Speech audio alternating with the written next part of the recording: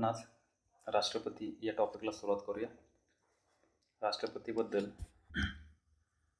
असणाऱ्या सर्व तरतुदी म्हणजेच राष्ट्रपतीची पात्रता, निवडणूक, त्याच्यानंतरनं महाभियोग, राष्ट्रपतीला असणारे अधिकार कार्यकारी असतील किंवा कायदेविषयक इतर अधिकार, या सर्व बाबी आपण या टॉपिकमध्ये पाहणार आहोत.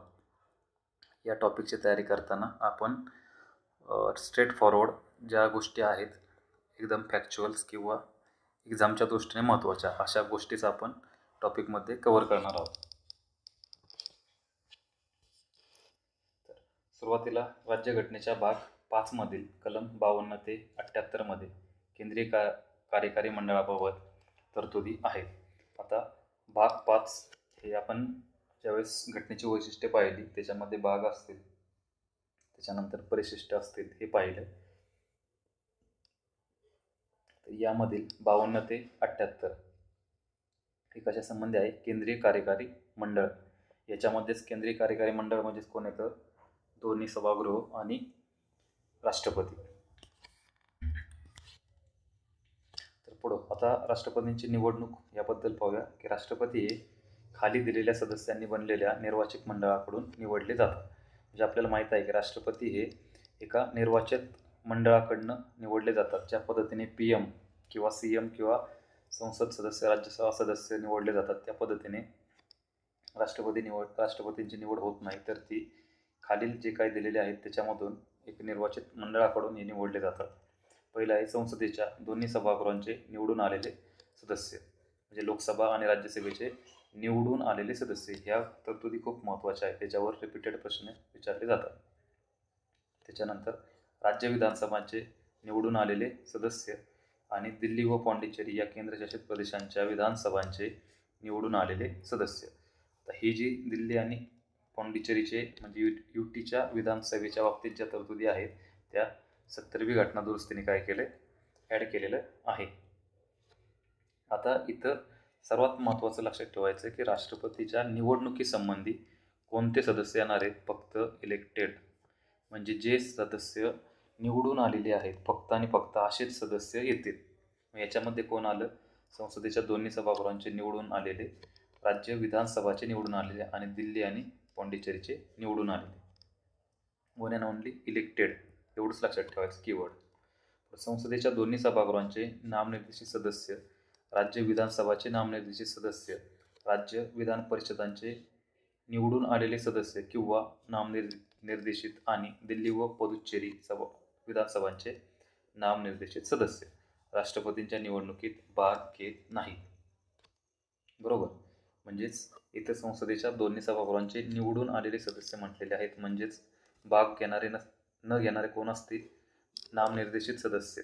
बरोबर. त्याच्यानंतर विधानसभांमधील नामनिर्देशित सदस्य, विधान परिषदा. आता विधानसभेमधील इलेक्टेड येतात, परंतु विधान परिषदेमधील निवडून आलेले किंवा नामनिर्देशित असे दोन्ही येत नाहीत.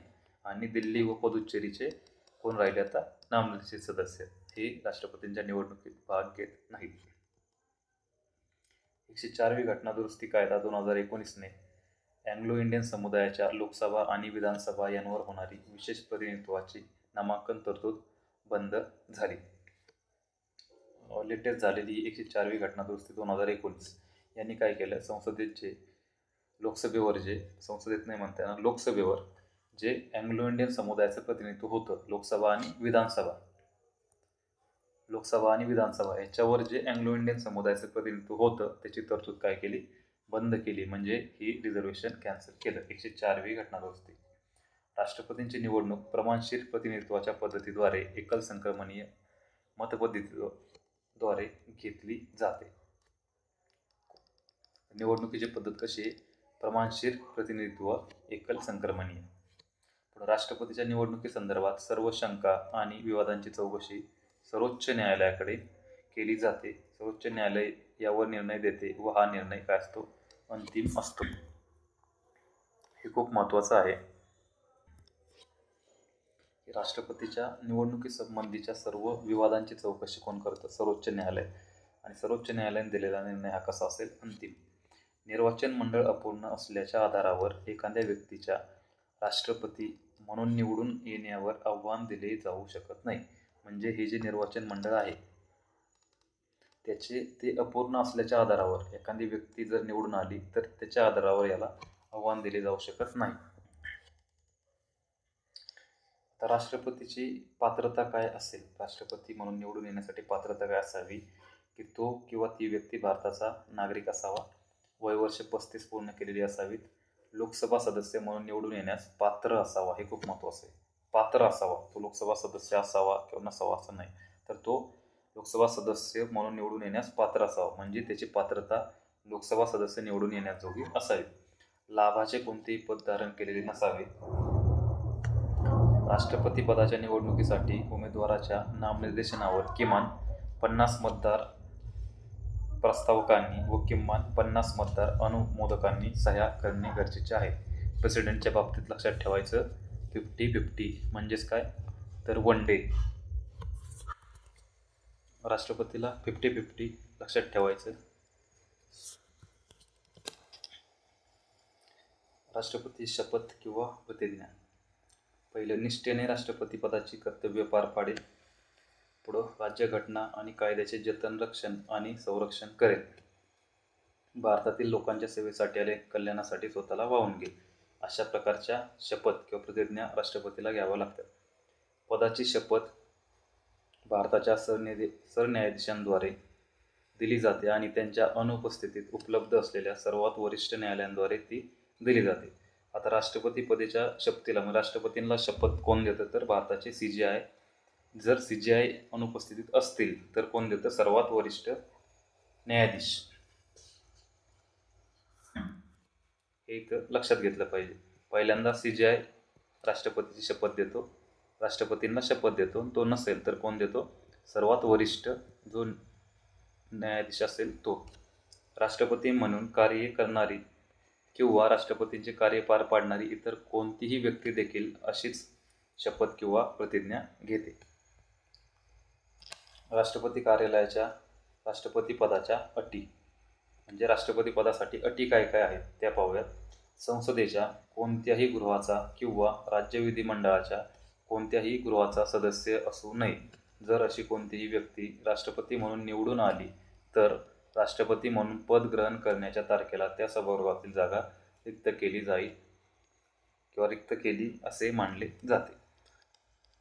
इथे लक्षात घ्या, राष्ट्रपती म्हणून निवडणूक लढवणारा किंवा निवडून आलेला व्यक्ती हा कोणत्याही गृहाचा, मग तो संसदेचा असेल किंवा राज्य विधिमंडळाच्या गृहाचा सदस्य नसावा. त्याच्यामुळे अटींमध्ये आपण पाहिलेलं की त्याची पात्रता असावी, लोकसभेवर निवडून येण्याची पात्रता असावी, ना की तो लोकसभेचा सदस्य असावा. त्याच्यानंतर लाभाचे पद धारण केलेले नसावे. संसदेकडून निश्चित केल्या जाणाऱ्या अशा मानधन, भत्ते, विशेषाधिकारांचा तो हक्कदार असतो. कोणाकडून निश्चित केलं जातं? संसदेकडून. राष्ट्रपतींचे मानधन व भत्ता कार्यकाळात कमी केले जाऊ शकत नाही. म्हणजे राष्ट्रपतींच्या सिक्युरिटीसाठी त्यांनी निष्पक्षपातीपणाने निर्णय द्यावा. जरी तो निर्णय त्यांनी सरकारच्या विरोधात जरी दिला तरी त्यांचे वेतन आणि भत्ते यामध्ये सरकारला कोणतीही कपात करता येणार नाही अशी तरतूद केलेली आहे. म्हणजेच काय, राष्ट्रपतींचे मानधन आणि भत्ते त्यांच्या कार्यकाळात कमी केले जाऊ शकत नाहीत. राष्ट्रपतींना त्यांच्या अधिकृत कृतींसाठीच्या कायदेशीर दायित्वांपासून वैयक्तिक मुभा असते. कार्यकाळामध्ये कोणत्याही गुन्हेगारी कारवाईपासून ते मुक्त असतात. कोणत्या गुन्हेगारी? म्हणजेच क्रिमिनल.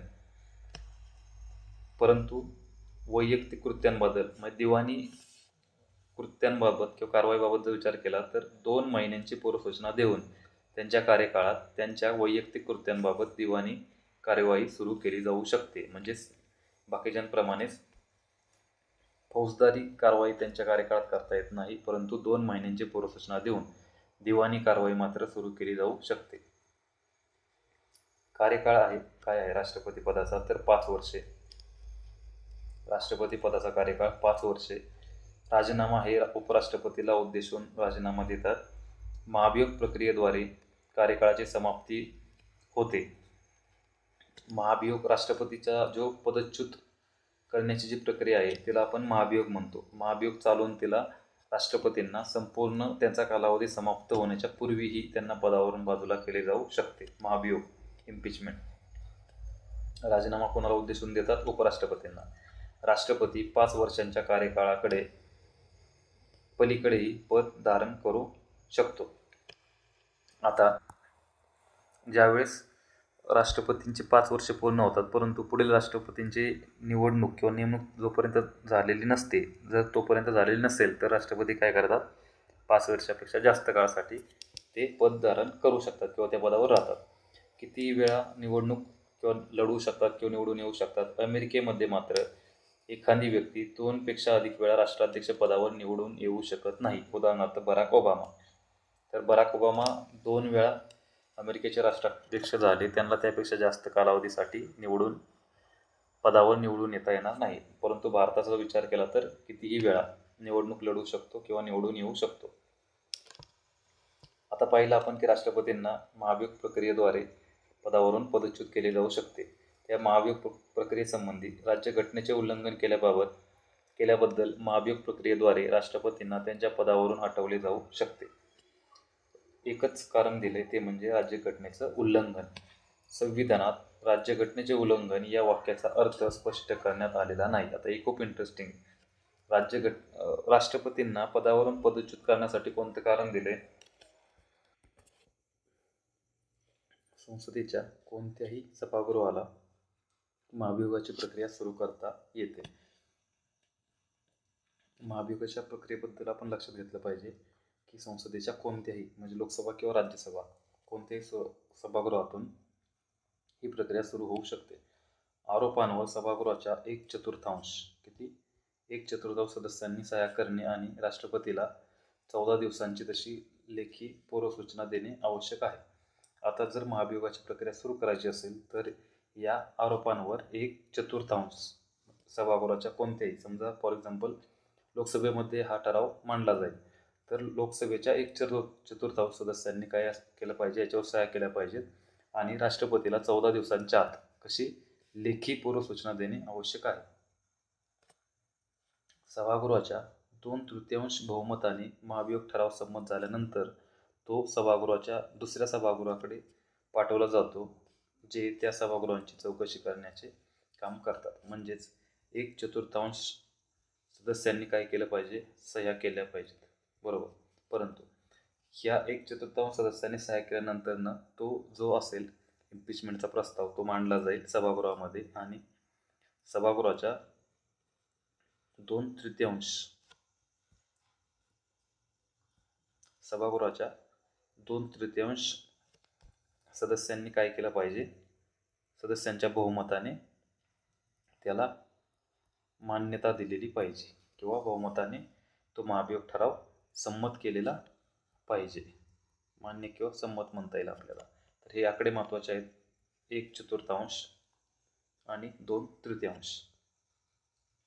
जर दुसऱ्या सभागृहाने देखील आरोप कायम ठेवले आणि सभागृहाच्या एकूण सदस्य संख्येच्या 2/3 बहुमताने महाभियोग प्रस्ताव पारित केला तर राष्ट्रपतींना त्या पदावरून बाजूला केले जाते. म्हणजे पहिल्या गृहाने जसं केलं, ज्या बहुमताने केलं 2/3, त्याच बहुमताने जर दुसऱ्या सभागृहाने पारित केलं तर राष्ट्रपती त्या पदावरून बाजूला जातात.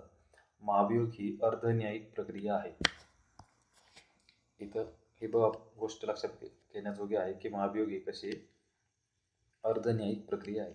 संसदेच्या दोन्ही सभागृहांचे नामनिर्देशित सदस्य राष्ट्रपतीच्या निवडणूक भाग घेत नसले तरीही ते महाभियोगाच्या प्रक्रियेमध्ये सहभागी होतात. आपण राष्ट्रपतींच्या निवडणुकीच्या प्रक्रियेत पाहिले की फक्त इलेक्टेड सदस्य भाग घेतात, परंतु इम्पिचमेंटमध्ये दोन्ही सभागृहाच्या नामनिर्देशित आणि इलेक्टेड असे दोन्ही प्रकारचे सदस्य काय करतात, भाग घेतात. परंतु राज्यांच्या आणि दिल्ली व पुदुच्चेरी या केंद्रशासित प्रदेशांच्या विधानसभांचे निर्वाचित सदस्य राष्ट्रपतीच्या निवडणुकीत भाग घेत असले तरी राष्ट्रपतीच्या महाभियोग प्रक्रियेत काय करतात, सहभागी होत नाहीत. हा मेन डिफरन्स आहे. ज्यावेळेस राष्ट्रपतीचं निवडणूक होते त्या निवडणुकीमध्ये कुठले सदस्य भाग घेतात, फक्त इलेक्टेड. त्याच्यामध्ये संसदेचे इलेक्टेड सदस्य येतात, त्याचबरोबर विधानसभाचे इलेक्टेड आणि युटीमध्ये दिल्ली आणि पुदुच्चेरीचे इलेक्टेड. परंतु ज्यावेळेस महाभियोगाचा प्रश्न येतो किंवा महाभियोगाच्या वेळी संसदेच्या दोन्ही सभागृहाचे नामनिर्देशित सदस्यसुद्धा त्यामध्ये येतात, परंतु राज्याच्या विधानसभांचे सदस्य त्याच्यामध्ये येत नाही. आजपर्यंत कोणत्याही राष्ट्रपतींवर महाभियोग चालवण्यात आलेला नाही. राष्ट्रपती पदाची रिक्तता म्हणजे राष्ट्रपती पद रिक्त कधी होते तर राष्ट्रपतींचा 5 वर्षाचा कार्यकाळ संपल्यानंतर त्यांच्या राजीनाम्यामुळे, महाभियोगाद्वारे आणि त्यांच्या मृत्यूमुळे, त्याचबरोबर पद ग्रहण करण्यास अपात्र ठरवले जाते किंवा निवडणूक रद्द म्हणून घोषित करता येते. अशा 5 कारणांमुळे राष्ट्रपतीचे पद रिक्त होऊ शकते. पहिलं काय येणार आहे, जर त्याचा 5 वर्षाचा जो कार्यकाळ आहे तो संपल्यानंतर, राजीनामा दिल्यानंतर, महाभियोगामुळे जर तो पदच्युत झाला तर, मृत्यूमुळे आणि पद ग्रहण करण्यास तो अपात्र ठरवला गेला किंवा निवडणूक रद्द घोषित केली गेली तर. विद्यमान राष्ट्रपतींचा कार्यकाळ संपल्याने ही जागा रिक्त होणार असेल तर कार्यकाळ संपण्यापूर्वी रिक्त जागा भरण्यासाठी निवडणूक घेणे आवश्यक आहे. म्हणजेच फॉर एक्झाम्पल समजा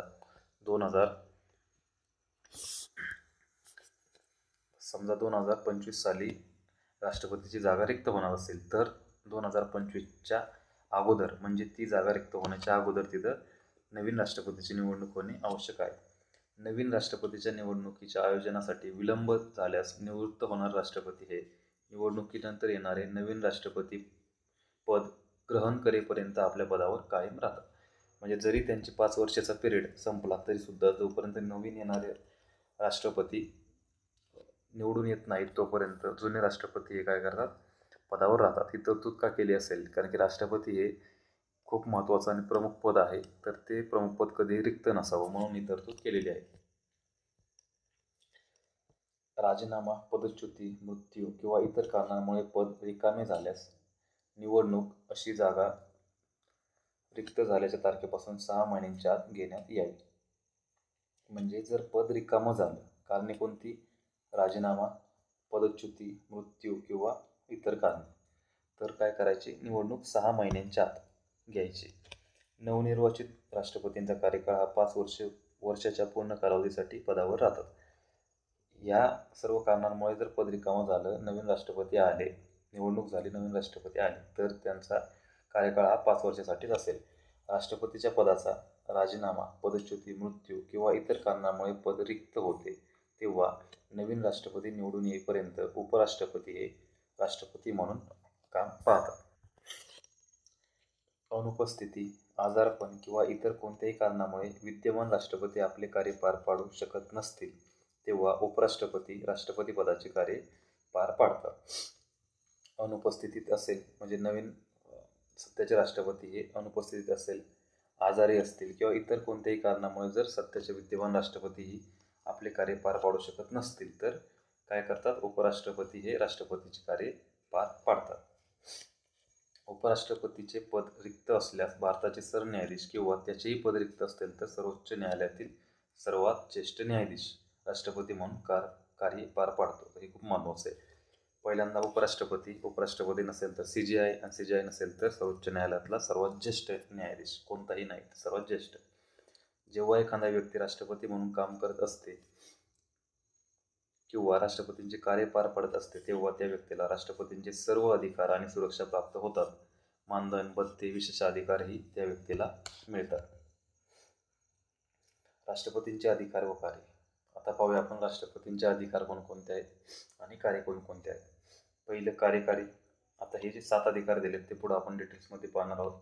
सुरुवात करूया. पहिलं कार्यकारी, दुसरं कायदेविषयक, तिसरं वित्तविषयक, चौथं न्यायविषयक, 5वं परराष्ट्रविषयक, 6 सैन्यविषयक आणि 7 आणीबाणी विषयक. पहिलं करूया कार्यकारी म्हणजेच एक्झिक्युटिव्ह पॉवर्स. तर भारत सरकारच्या सर्व कृती औपचारिकरित्या राष्ट्रपतींच्या नावे केल्या जातात. तर आपल्याला माहीत आहे की भारत सरकारच्या ज्या सर्व कृती किंवा सर्व ज्या काही गोष्टी असतील त्या राष्ट्रपतींच्याच नावाने केल्या जातात. राष्ट्रपतींच्या नावाने केलेले आदेश आणि साधने यांचे नियम राष्ट्रपती तयार करू शकतात. नियम कोण तयार करू शकतात? राष्ट्रपती. केंद्र शासनाचे व्यवहार अधिक सोयीस्कररित्या पार पाडण्यासाठी मंत्र्यांमध्ये त्या व्यवहारांचे वाटप करण्यासाठी राष्ट्रपती काय करू शकतात? नियम बनवू शकतात. म्हणजे राष्ट्रपतीच्या एक्झिक्युटिव्ह पॉवर्समध्ये या सर्व गोष्टींचा समावेश होतो. पुढं प्रधानमंत्री आणि इतर मंत्र्यांची नियुक्ती ते करतात. राष्ट्रपतींची मर्जी असेपर्यंत ते पदावर राहू शकतात. त्याच्यानंतर भारताचा महान्यायवादी याची नेमणूक असेल, वेतन असेल किंवा मानधन असेल हे कोण ठरवतं? तर राष्ट्रपती. भारताचा नियंत्रण व महालेखा परीक्षक, तसेच भारताचे मुख्य तसेच अन्य निवडणूक आयुक्त, त्याचबरोबर केंद्रीय लोकसेवा आयोगाचे अध्यक्ष आणि सदस्य, राज्यांचे राज्यपाल, वित्त आयोगाचे अध्यक्ष व सदस्य यांच्या नेमणुकाही कोण करतं? राष्ट्रपती करतात. तर राष्ट्रपतीच्या एक्झिक्युटिव्ह पॉवर्समध्ये या सर्व गोष्टींचा समावेश होतो. याच्यामध्ये भारत सरकारच्या सर्व कृती राष्ट्रपतींच्या नावाने केल्या जातात. त्याचबरोबर आदेश साधणे यांचे नियम राष्ट्रपती बनवू शकतात. त्याचबरोबर केंद्र सरकारचे व्यवहार जे असतील अधिक सोयीस्कररित्या पार पाडण्यासाठी काय करू शकतात? मंत्र्यांमध्ये या व्यवहारांचे वाटप करण्यासाठी ते नियम बनवू शकतात. बरोबर. पुढं पंतप्रधान आणि इतर मंत्र्यांची ते नियुक्ती करत असतात आणि हे सर्व राष्ट्रपतींची मर्जी असेपर्यंत पदावर राहतात. नंतर भारताचा न्यायवादी याची नेमणूक, वेतन, मानधन राष्ट्रपती ठरवतात. नंतर नियंत्रण व महालेखा परीक्षक कॅग, तसेच मुख्य व अन्य निवडणूक आयुक्त असतील, केंद्रीय लोकसेवा आयोगाचे अध्यक्ष सदस्य असतील, राज्यांचे राज्यपाल, वित्त आयोगांचे अध्यक्ष व सदस्य यांच्या नेमणुकाही कोण करतं? राष्ट्रपती करत असतो. त्याचबरोबर पंतप्रधानांकडून केंद्र शासनाच्या व्यवहारांची व कायदेसाठीची विधेयके यांच्याशी संबंधित माहिती ते मागू शकतात. कोणाकडून? पंतप्रधानांकडून. अनुसूचित जाती, अनुसूचित जमाती आणि इतर मागासवर्ग यांच्या परिस्थितीची चौकशी करण्यासाठी ते आयोग नेमू शकतात. अशा पद्धतीने राष्ट्रपतीने वेगवेगळे आयोग नेमलेले आहेत. त्याचबरोबर आंतरराज्य परिषद जे इंटरस्टेट काउन्सिल नेमू शकतात. त्यांनी नेमलेल्या प्रशासकांच्या माध्यमातून ते केंद्रशासित प्रदेशांचा थेट कारभार पाहतात. कोणतेही क्षेत्र असेल ते अनुसूचित क्षेत्र म्हणून घोषित करण्याचा अधिकार कोणाला असतो? राष्ट्रपतींना असतो. अशा प्रकारे राष्ट्रपतीच्या एक्झिक्युटिव्ह पॉवर्समध्ये आपण या सर्व गोष्टी पाहिल्या. आता कायदेविषयक अधिकार बघूया. 2 नंबरला कायदेविषयक म्हणजेच काय? Legislative powers. संसदेच्या दोन्ही सभागृहांना निमंत्रित करणे आणि त्यांच्या सत्रांची समाप्ती करणे, लोकसभा विसर्जित करण्याचे अधिकार त्यांना आहेत. संयुक्त बैठक देखील ते बोलू शकतात. लोकसभेचे अध्यक्ष अशा बैठकीचे अध्यक्षपद स्वीकारतात. तर लेजिस्लेटिव्ह पॉवर्समध्ये कशा संमत होतो? तर संसदेच्या संबंधी संसदेच्या दोन्ही सभागृहांना निमंत्रण करणे, त्यांच्या सत्रांची काय करणे? समाप्ती करणे, लोकसभा काय करणे? विसर्जित करणे, त्याचबरोबर संयुक्त बैठक बोलवणे. तर या सर्व बाबींचा समावेश राष्ट्रपतीच्या कार्यकारी अधिकारात होतो. आता संयुक्त बैठकीचे अध्यक्षपद कोण भूषवतो? तर लोकसभेचे अध्यक्ष भूषवतात. तर सार्वत्रिक निवडणुकीनंतरच्या पहिल्या आणि दरवर्षीच्या पहिल्या अधिवेशनाची सुरुवात ही राष्ट्रपती संसदेपुढे काय करतात? अभिभाषण देऊन करतात. सार्वत्रिक निवडणुकीच्या पहिल्या, त्याचबरोबर दरवर्षीच्या पहिल्या, अशा 2 वेळा. लोकसभेचे अध्यक्ष व उपाध्यक्ष ही पदे जेव्हा रिक्त असतात तेव्हा लोकसभेच्या कोणत्याही सदस्याला सभागृहाचे कामकाज चालवण्यासाठी ते अध्यक्ष म्हणून नेमू शकतात. म्हणजे जेव्हा लोकसभेच्या अध्यक्ष व उपाध्यक्ष हे काय असतील? रिक्तच असतील, त्यावेळेस लोकसभेच्या कोणत्याही सदस्याला, प्रेसिडेंट लोकसभेच्या कोणत्याही सदस्याला सभागृहाचे कामकाज चालवण्यासाठी अध्यक्ष म्हणून नेमू शकतात. त्याचबरोबर साहित्य, विज्ञान, कला आणि समाजसेवा या क्षेत्रांतील विशेष ज्ञान आणि प्रत्यक्ष अनुभव असणाऱ्या व्यक्तींमधून 12 सदस्यांची निवड राज्यसभेवर कोण करतात? प्रेसिडेंट करत असतात. किती? 12 सदस्यांची. त्याच्यामध्ये साहित्य, कला, विज्ञान, समाजसेवा ही सर्व क्षेत्रांचा समावेश होतो. संसदेत विशिष्ट प्रकारची विधेयके मांडण्यासाठी त्यांची पूर्व शिफारस किंवा पूर्वपरवानगी आवश्यक असते. तर संसदेमध्ये जे काही सर्व विधेयक मांडले जातात त्याच्यामधील असे काही विधेयक असतात ज्यामध्ये ते विधेयक संसदेत मांडण्यापूर्वी प्रेसिडेंटच्या मान्यता घेणे काय असतं? आवश्यक असते. त्यामध्ये कोणकोणती येतील? भारताच्या संचित निधीतून खर्च करणारे विधेयके, राज्यांच्या सीमा बदलांचे किंवा नवीन राज्याच्या निर्मितीचे विधेयक असेल आणि धनविधेयक. अशी 3 विधेयके आहेत जे संसदेत मांडण्यापूर्वी पूर्व शिफारस किंवा पूर्व परवानगी प्रेसिडेंटची आवश्यक असते. जेव्हा संसदेने संमत केलेले विधेयक राष्ट्रपतींकडे पाठवले जाते तेव्हा राष्ट्रपतींकडे कोणकोणते पर्याय असतात? तर पहिला आहे विधेयकाला संमती देऊ शकतात. बरोबर. दुसरा, विधेयकाला मान्यता देण्याचे रोखून ठेवू शकतात. पहिलं काय? संमती देऊ शकतात. दुसरं रोखून ठेवू शकतात. तिसरं काय? ते विधेयक जर धनविधेयक नसेल तर संसदेकडे पुनर्विचारासाठी ते पाठवू शकतात. असे 3 ऑप्शन्स राष्ट्रपतींकडे असतात जेव्हा संसद विधेयक संमत करून राष्ट्रपतींकडे पाठवते. राष्ट्रपती जर ते धनविधेयक नसेलच तरच ते पुनर्विचारासाठी परत पाठवू शकतात. जर ते धनविधेयक असेल तर राष्ट्रपती पुन्हा पाठवू शकत नाही. जर संसदेने दुरुस्तीसहित किंवा त्याशिवाय पुन्हा ते विधेयक मंजूर केले तर राष्ट्रपतींना त्या विधेयकाला मंजुरी द्यावीच लागते. हे राष्ट्रपतींवर बंधनकारक आहे. म्हणजेच काय, जर एखादे विधेयक राष्ट्रपतीने पुन्हा दुरुस्तीसाठी किंवा पुनर्विचारासाठी संसदेकडे पाठवले आणि संसदेने त्या विधेयकाला मंजुरी दिली, परंतु जर राष्ट्रपतीने पाठवलेल्या दुरुस्तीशिवाय किंवा दुरुस्ती बरोबर तरीही राष्ट्रपतीला ते विधेयकाला मान्यता देणे बंधनकारक आहे. एखाद्या राज्याच्या विधिमंडळाने संमत केलेले एखादे विधेयक राज्यपालांकडून राष्ट्रपतीच्या विचारार्थ ठेवले जाते तेव्हा राष्ट्रपतींकडे कोणकोणते पर्याय असतात बघू आपण. म्हणजेच एखाद्या विधिमंडळाचं विधेयक हे राज्याच्या विधिमंडळाचं विधेयक हे राज्यपालाने राष्ट्रपतीच्या विचारार्थ राखून ठेवलं तर राष्ट्रपतीकडे कोणकोणते ऑप्शन्स आहेत, तर त्या विधेयकाला मान्यता देऊ शकतात, त्याची मान्यता रोखून ठेवू शकतात. ते विधेयक जर धनविधेयक नसेल तर राज्य विधिमंडळाकडे पुनर्विचारासाठी पाठवू शकतात.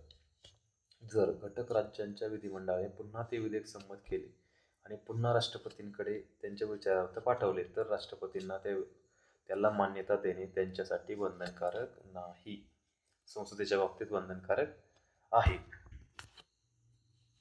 संसदेचे अधिवेशन नसताना गरज भासल्यास राष्ट्रपती अध्यादेश काढू शकतात. भारताचा नियंत्रण व मालिका परीक्षक, केंद्रीय लोकसेवा आयोग, वित्त आयोग व इतर आयोगांचे अहवाल संसदेसमोर कोण मांडतात? राष्ट्रपती मांडत असतात. आता पुढं वित्तविषयक अधिकार म्हणजेच फायनान्शियल पॉवर्स पाहू. धनविधेयके, अर्थविधेयके हे केवळ राष्ट्रपतीच्या परवानगीने संसदेत कायद्यात होतात मांडली जाऊ शकतात.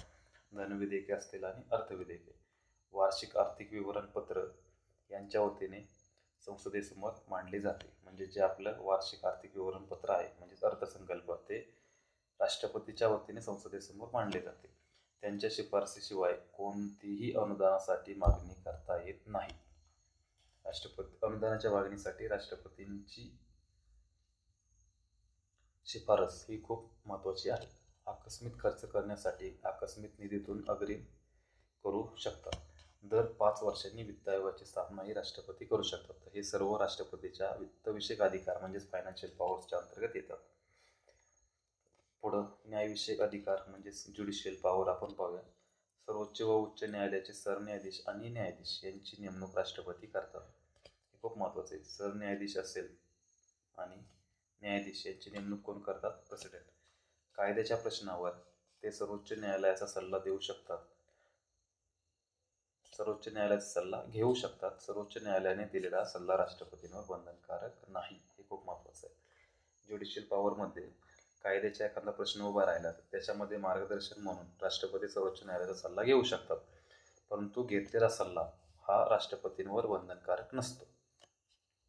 राष्ट्रपती शिक्षेला क्षमा, तहकुबी, स्थगिती आणि माफी देऊ शकतात किंवा कोणत्याही गुन्ह्यासाठी दोषी ठरलेल्या कोणत्याही व्यक्तीची शिक्षाही निलंबित, माफ किंवा कमी करू शकतात.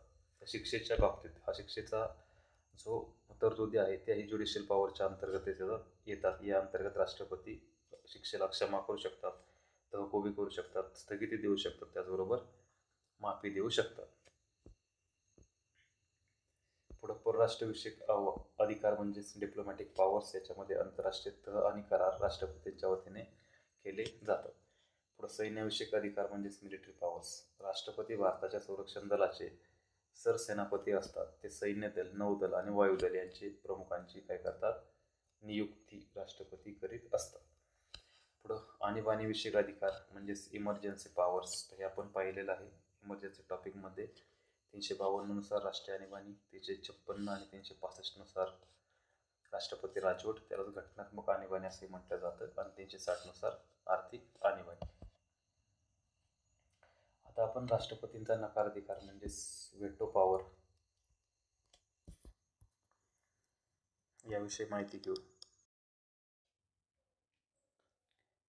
संसदेने संमत केलेल्या विधेयकाला राष्ट्रपतींनी संमती दिल्यानंतर त्याचे कायद्यात रूपांतर होते. जेव्हा असे विधेयक राष्ट्रपतींच्या मान्यतेसाठी सादर केले जाते तेव्हा त्यांच्याकडे 3 पर्याय असतात. म्हणजे ज्यावेळेस लोकसभा आणि राज्यसभेमधून विधेयक पास होतं ते ज्यावेळेस राष्ट्रपतींकडे येतं त्यावेळेस राष्ट्रपतींपुढे 3 पर्याय शिल्लक असतात. तर ते 3 पर्याय कोणते ते आपण पाहूया. आता ह्या संबंधीच्या तरतुदी आहेत त्या कलम 111 मध्ये दिलेल्या आहेत. तर विधेयकाला संमती देऊ शकते, मान्यता देण्याचे रोखून ठेवू शकतात. दुसरं आणि तिसरं, ते विधेयक धनविधेयक नसल्यास ते संसदेच्या पुनर्विचारासाठी पाठवू शकतात, म्हणजे पुनर्विचारासाठी पाठवू शकतात. अशा पद्धतीने 3 ऑप्शन हे प्रेसिडेंटकडे राहतात. त्याला एक तर मान्यता किंवा संमती देऊ शकतात, मान्यता रोखून ठेवू शकतात, किंवा जर ते धनविधेयक नसेल तर संसदेच्या पुनर्विचारासाठी परत पाठवू शकतात. जर ते विधेयक संसदेने दुरुस्तीसहित किंवा शिवाय पुन्हा मंजूर केले आणि पुन्हा राष्ट्रपतीसमोर सादर केले तर राष्ट्रपतींना त्या विधेयकास मान्यता द्यावीच लागते.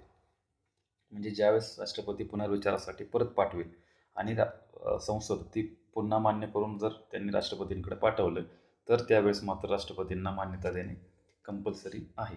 अशा प्रकारे संसदेने संमत केलेल्या विधेयकांबाबत राष्ट्रपतींना नकाराधिकार असतो, म्हणजेच काय, व्हेटो. ओके. या व्हेटोचे 4 प्रकारात वर्गीकरण केले जाते, म्हणजेच 4 व्हेटो थोडक्यात राष्ट्रपतींना असतात. पहिला म्हणजे संपूर्ण नकाराधिकार, यालाच आपण काय म्हणतो, ॲब्सोल्यूट व्हेटो असं म्हणतो. संपूर्ण नकाराधिकारमध्ये काय येतं, कायदेमंडळाने संमत केलेल्या विधेयकाला मान्यता देण्याचे रोखून ठेवणे. ॲब्सोल्यूटमध्ये काय येतं, रोखून ठेवणे. फक्त कीवर्ड लक्षात ठेवायचे. ॲब्सोल्यूट व्हेटो म्हणजे काय, की मान्यता देण्याचे रोखून ठेवणे. दुसरा म्हणजे गुणात्मक किंवा सशर्त, त्यालाच आपण काय म्हणणार, क्वालिफाईड.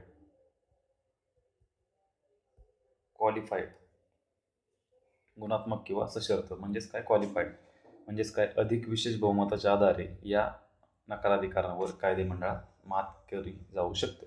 म्हणजेच ज्यावेळेस प्रेसिडेंट हा गुणात्मक किंवा क्वालिफाईड व्हेटो वापरतो त्यावेळेस अधिक विशेष बहुमत, म्हणजे अगोदर राष्ट्रपतींकडे पाठवताना जेवढ्या बहुमताने संसदेने ते विधेयक पाठवले असेल, जर राष्ट्रपतींनी त्या विधेयकावर गुणात्मक व्हेटोचा यूज केला तर पुढच्या वेळेस राष्ट्रपतींकडनं आल्यानंतर पुन्हा राष्ट्रपतींकडे पाठवताना जर पहिल्यांदा जेवढ्या बहुमताने ते मान्य केलं त्यापेक्षा अधिक जास्त बहुमताने जर मान्य केलं विशेष बहुमताने, तर या क्वालिफाईड व्हेटोवर मात केली जाऊ शकते.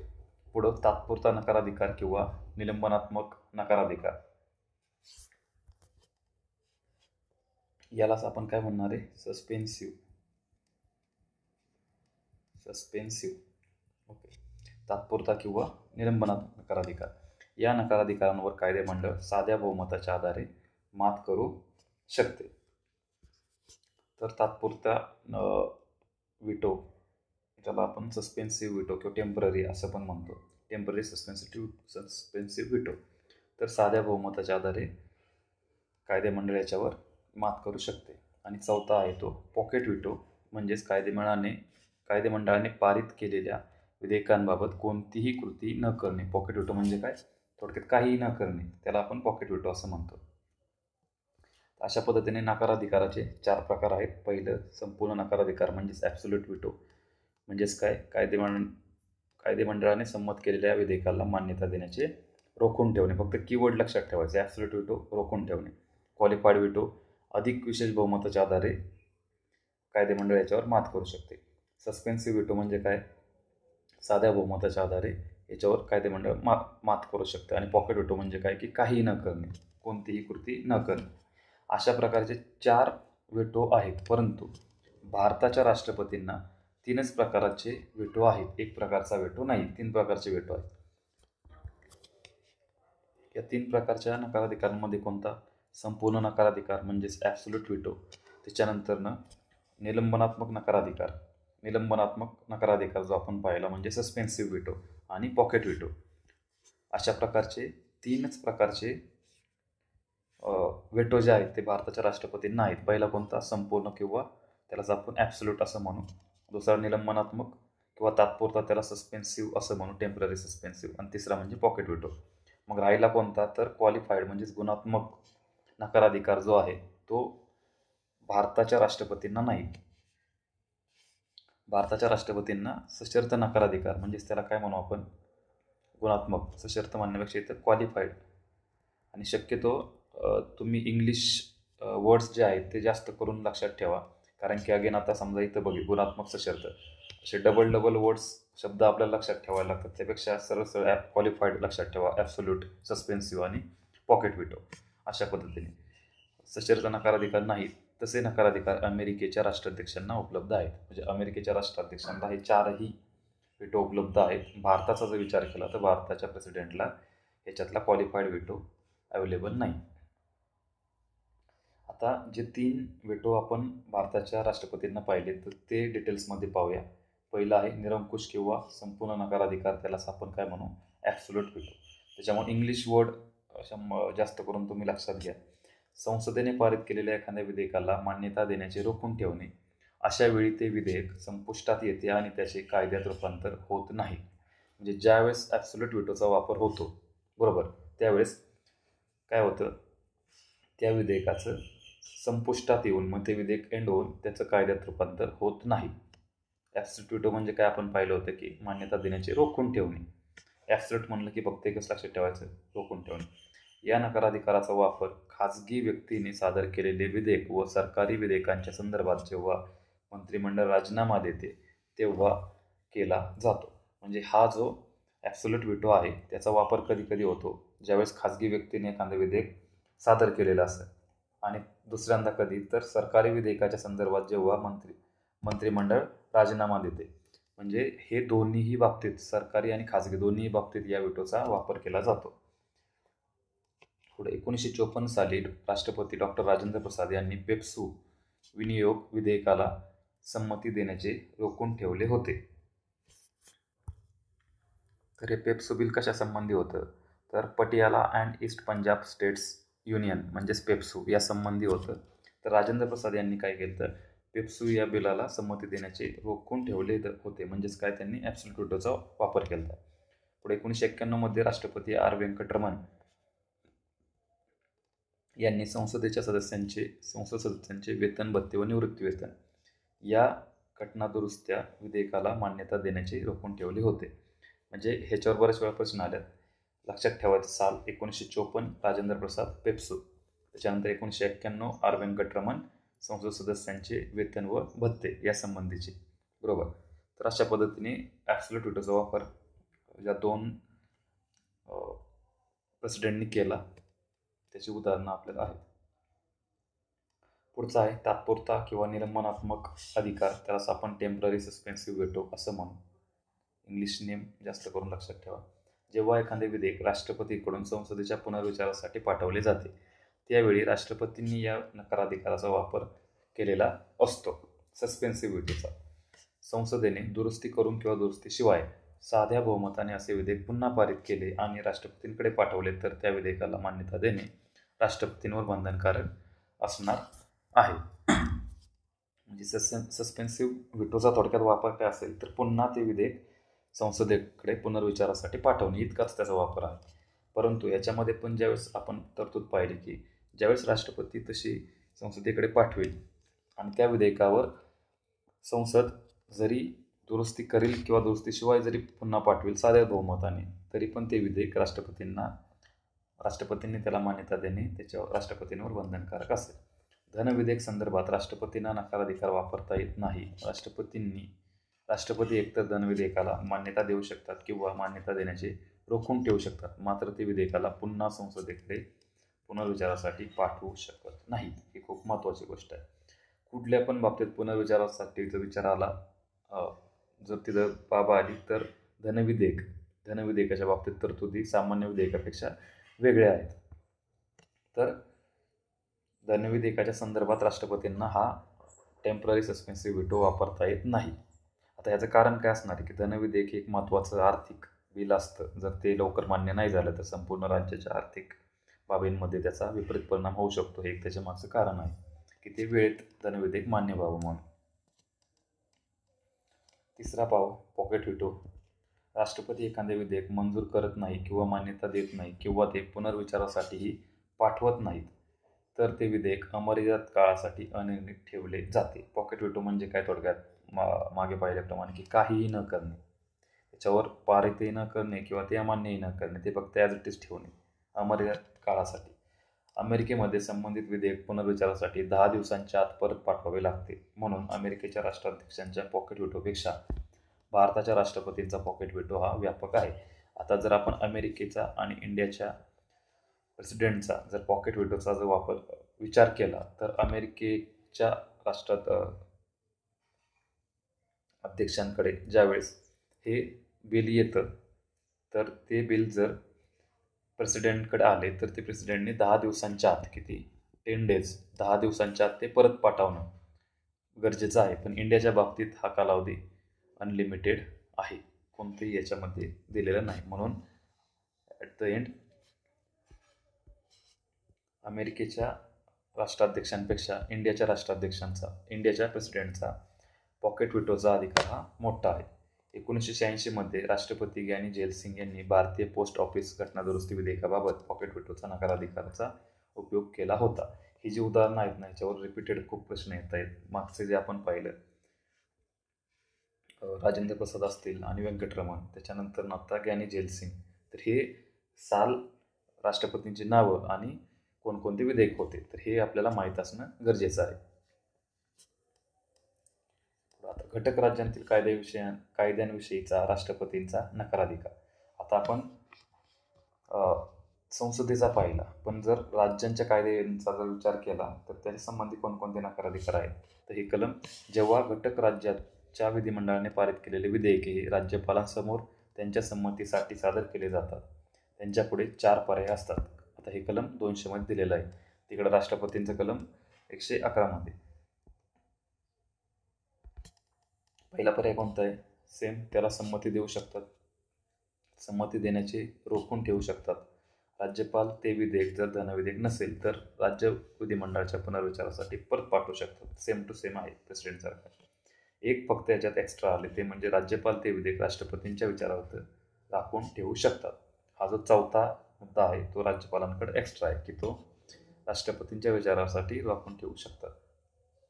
जेव्हा राज्यपालांकडून एखादे विधेयक राष्ट्रपतींच्या विचारार्थ राखून ठेवले जाते तेव्हा राष्ट्रपतींपुढे 3 पर्याय असतात. आता हे कलम 201 मध्ये दिलेलं आहे. टोटल आर्टिकल्स किती भेटले आपल्याला? कलम 111, 200 आणि 201, बरोबर. तर 201 मध्ये आता पाहूया काय काय. ज्यावेळेस म्हणजे राज्यपालांकडून हे विधेयक कोणाकडे गेले? राष्ट्रपतींकडे गेले. तर आता राष्ट्रपतींपुढे कोणकोणते मार्ग आहेत किंवा पर्याय आहेत ते पाहूयात आपण. सेम, त्याला संमती देऊ शकतात, त्या विधेयकाला संमती देण्याचे रोखून ठेवू शकतात. जर ते धनविधेयक नसेल तर राज्याच्या विधिमंडळाच्या पुनर्विचारासाठी परत पाठवण्यासंदर्भात राज्यपालांना निर्देश देऊ शकतात. जर ते विधेयक दुरुस्तीसहित किंवा दुरुस्तीशिवाय राज्याच्या विधिमंडळाने पुन्हा पारित करून राष्ट्रपतींच्या संमतीसाठी पुन्हा त्यांच्याकडे सादर केले तर त्या विधेयकाला संमती देण्याचे राष्ट्रपतींवर बंधनकारक नसते. आता यामध्ये राष्ट्रपतींना संसदेच्या विधेयकाबाबत आणि राष्ट्रपतींना राज्याच्या विधेयकाबाबत इथं फरक आहे. ज्यावेळेस जर ते विधेयक दुरुस्तीसहित किंवा दुरुस्तीशिवाय राज्य विधिमंडळाने पुन्हा पारित करून राष्ट्रपतींच्या संमतीसाठी पुन्हा त्यांच्याकडे सादर केले तर त्या विधेयकाला संमती देण्याचे राष्ट्रपतींवर बंधनकारक नसते.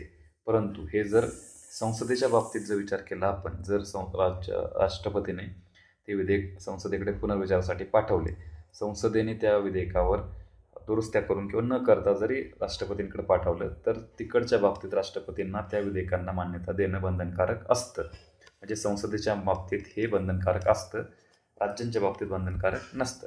राज्यपालांनी राष्ट्रपतीच्या विचारार्थ राखून ठेवलेल्या विधेयकाला राष्ट्रपतींनी संमती देण्याची कोणतीही कालमर्यादा राज्यघटनेने विहित केलेली नाही. म्हणूनच घटक राज्यांच्या कायद्यासंदर्भात देखील राष्ट्रपती पॉकेट व्हेटोचा नकाराधिकाराचा उपयोग करू शकतात.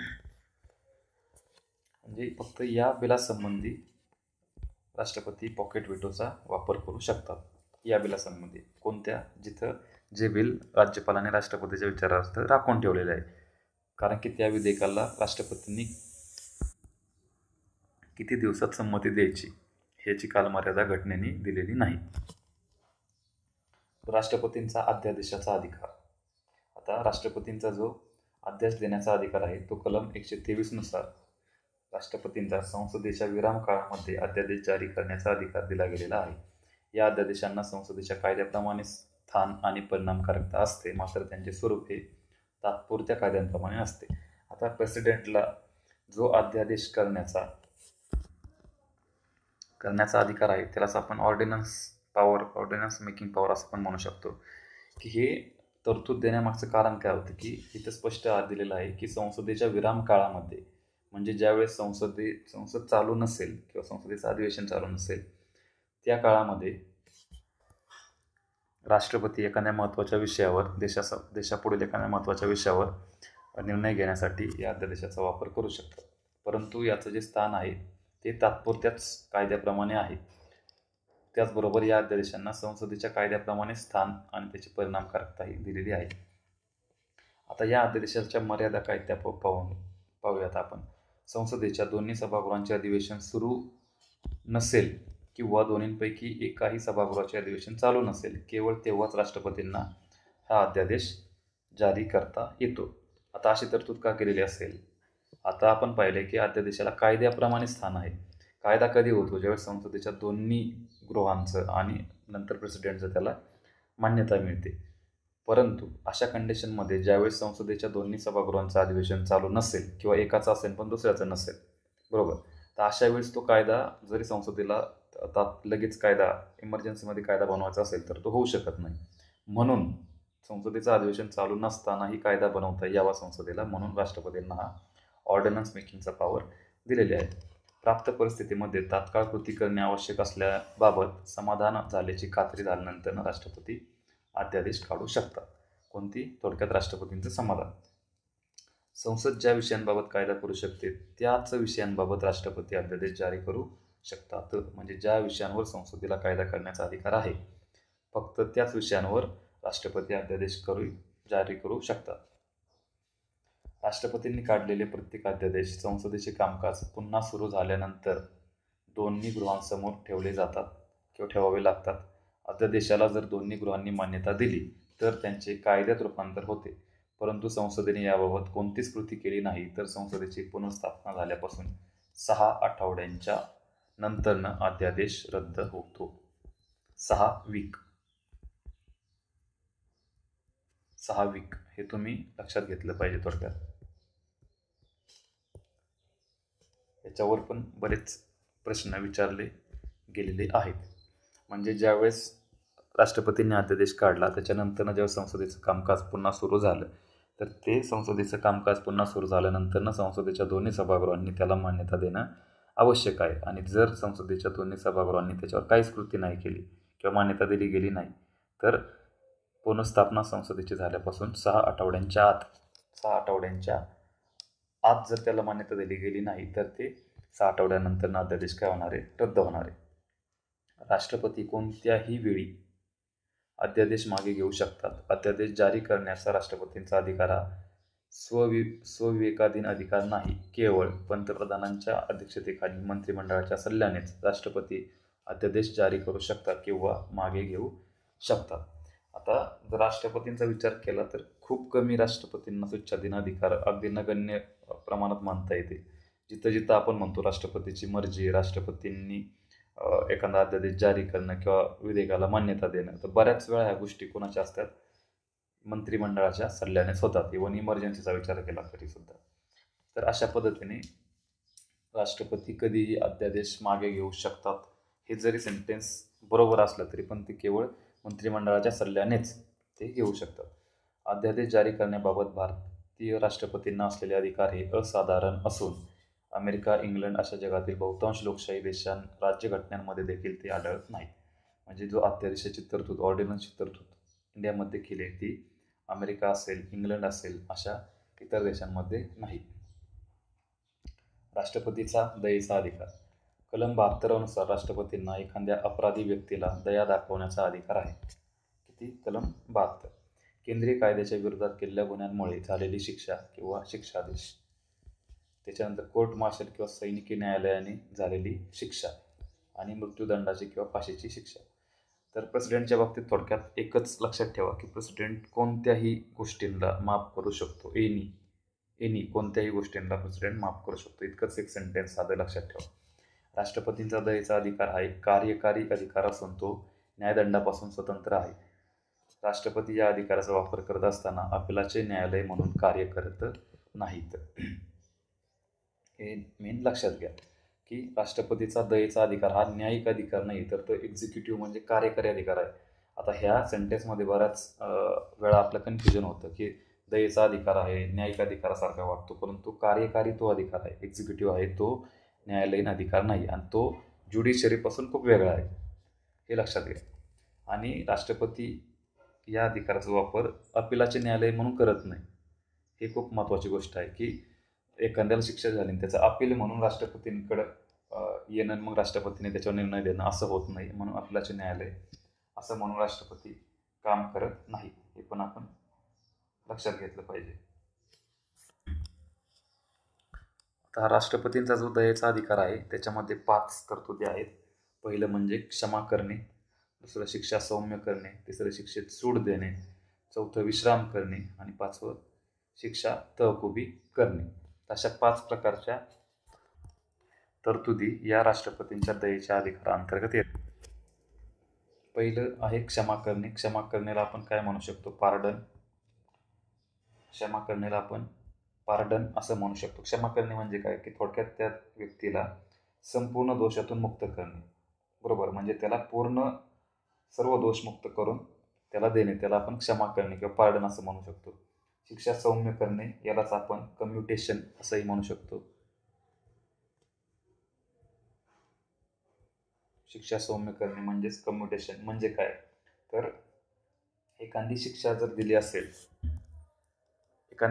असेल तर त्याच्याऐवजी पर्यायी म्हणून दुसरी एखादी सौम्य शिक्षा देणे. फॉर एक्झाम्पल काय, जर समजा फाशीची शिक्षा दिली असेल तर त्या फाशीच्या शिक्षेच्या ऐवजी सश्रम कारावासाची शिक्षा देणे, म्हणजेच काय, कम्युटेशन. आता ह्याच्यात पण अगेन तुम्ही मराठी नावांबरोबरच इंग्लिश नावंही जास्त लक्षात ठेवा, जेणेकरून तुमचं कन्फ्युजन होणार नाही. क्षमा करणे म्हणजे काय, संपूर्ण त्याला दोषमुक्त करणे, त्याला पूर्णपणे मुक्त करणे. शिक्षा सौम्य करणे म्हणजे कम्युटेशन. कम्युटेशन म्हणजे काय की त्याला दुसऱ्या स्वरूपाची एखादी सौम्य शिक्षा देणे, म्हणजे फाशीची शिक्षाऐवजी सश्रम कारावासाची शिक्षा.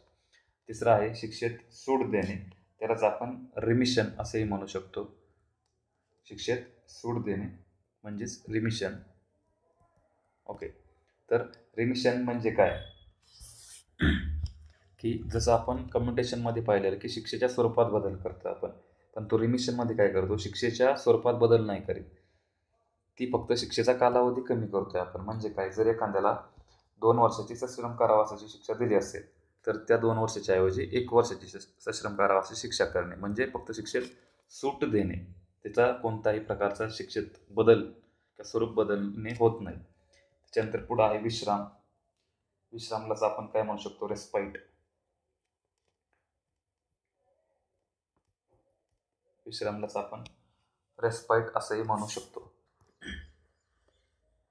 रेस्पाईट जे आहे ते कशा संबंधी आहे की एखादी शिक्षा दिली असेल तर त्याच्या काही विशेष कारणांमुळे त्या शिक्षेमध्ये काय करणे, सौम्यता आणणे, बरोबर, म्हणजे कमी, जास्त खूप कठोर शिक्षा असेल तर त्याला थोडीशी कमी करणे.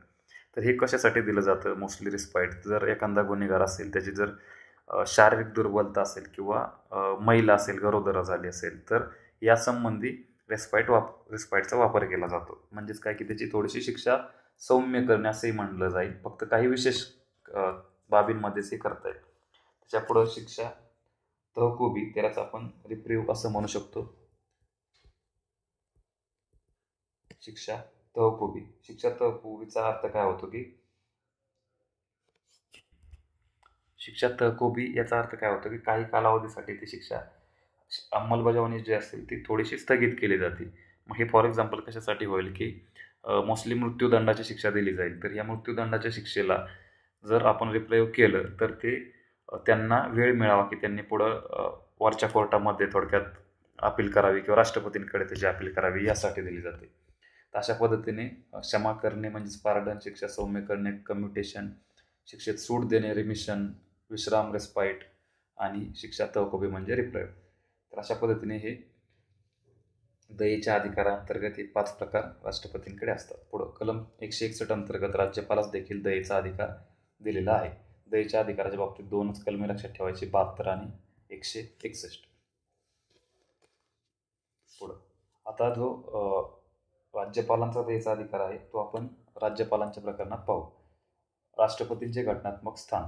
42व्या घटनादुरुस्ती कायद्याने राष्ट्रपतींना पंतप्रधानांच्या अध्यक्षतेखालील मंत्रिमंडळाचा सल्ला बंधनकारक असेल अशी तरतूद केली. 42वी घटनादुरुस्ती खूप महत्त्वाची आहे. मंत्रिमंडळाचा सल्ला प्रेसिडेंटवर बंधनकारक केला. पुढे 44व्या घटनादुरुस्ती कायद्यानुसार राष्ट्रपतींना असा सल्ला मंत्रिमंडळाकडे त्यावर सर्वसाधारणपणे किंवा पुनर्विचार करावा यासाठी परत पाठवण्याचा अधिकार दिला. अशा पुनर्विचारानंतर न दिलेला सल्ला मात्र राष्ट्रपतींवर बंधनकारक असतो. थोडक्यात काय, 42व्या घटनादुरुस्तीने काय सांगितलं की दिलेला सल्ला, मंत्रिमंडळाच्या अध्यक्षतेखाली दिलेला सल्ला राष्ट्रपतींवर बंधनकारकच असेल. ओके. 44व्या घटनादुरुस्तीने काय सांगितलं की जर राष्ट्रपतीला वाटलं की ते एकदा पुन्हा पुनर्विचारार्थ मंत्रिमंडळाकडे पाठवावं किंवा संसदेकडे पाठवावं तर राष्ट्रपती पाठवू शकतो. परंतु ह्यावेळेस जर तो पुन्हा मंत्रिमंडळाने काही चेंजेस करता किंवा न करता सुद्धा राष्ट्रपतींकडे परत ॲज इट इज पाठवला तर राष्ट्रपतींना त्यांना मान्यता देणे बंधनकारक केले. म्हणजे फक्त एकदा परत राष्ट्रपतींना पाठवण्याचा अधिकार 44व्या घटनादुरुस्तीने दिला. राष्ट्रपतींना जरी घटनात्मक विवेकाधिकार नसले तरी त्यांना काही परिस्थितीजन्य विवेकाधिकार असतात. राष्ट्रपतींना घटनात्मक विवेकाधिकार दिलेले नाहीत, परंतु परिस्थितीजन्य विवेकाधिकार आहेत, घटनात्मक नाहीत. पुढं जेव्हा आता हे जे परिस्थितीजन्य स्वविवेकाधीनाधिकार आहेत ते पाहूया आपण. जेव्हा लोकसभेमध्ये कोणत्याही पक्षाला बहुमत प्राप्त नसते अशा वेळी किंवा विद्यमान पंतप्रधानांच्या मृत्यूनंतर स्पष्ट उत्तराधिकारी नसेल त्यावेळी पंतप्रधानांची नेमणूक करते. म्हणजे PM नेमणुकीसंबंधीचे हा जो परिस्थितीजन्य विवेकाधिकार आहे तो इथं दिलेला आहे. ज्यावेळेस लोकसभेला कोणत्याही पक्षाला बहुमत प्राप्त नसेल किंवा विद्यमान PMची डेथ झाली तर त्याच्यानंतर जर कोण उत्तराधिकारी नसेल तर त्यावेळेस PMची नेमणूक करणे. जेव्हा मंत्रिमंडळ लोकसभेत विश्वास मत जे असेल ते सिद्ध करू शकत नाही तेव्हा मंत्रिमंडळ बरखास्त करणे. म्हणजे थोडक्यात काय, जेव्हा मंत्रिमंडळ विश्वासदर्शक परिस्थिती निर्माण करू शकत नाहीत किंवा जर त्यांच्यावर अविश्वास ठराव पारित झाला तर त्यांना बरखास्त करणे. मंत्रिमंडळाने बहुमत गमावल्यास लोकसभा विसर्जित करणे. ज्यावेळेस मंत्रिमंडळ बहुमत गमावतं त्यावेळेस लोकसभा विसर्जित राष्ट्रपती करतात. आता राष्ट्रपतींच्या निवडणुका 1952 ते आत्तापर्यंत ते आपण पाहूया. ह्याच्यामध्ये फक्त तुम्हाला लक्षात काय ठेवायचं आहे, इयर थोडंफार लक्षात राहिलं तर बेटर असेल, नाही राहिलं तर कमीत कमी विजयी उमेदवार कोणकोणते आहेत आणि त्याचे मुख्य प्रतिस्पर्धी ह्याच्यावर बरेचसे प्रश्न येऊन गेलेले आहेत. तर पहिली निवडणूक झाली 1952ला. विजयी उमेदवार होते राजेंद्र प्रसाद, मुख्य प्रतिस्पर्धी KT शहा. दुसरी 1957ला हे पण राजेंद्र प्रसाद, म्हणजे पहिली आणि दुसरी राजेंद्र प्रसाद लक्षात ठेवायचं. KT शहा नंतरनं NN दास.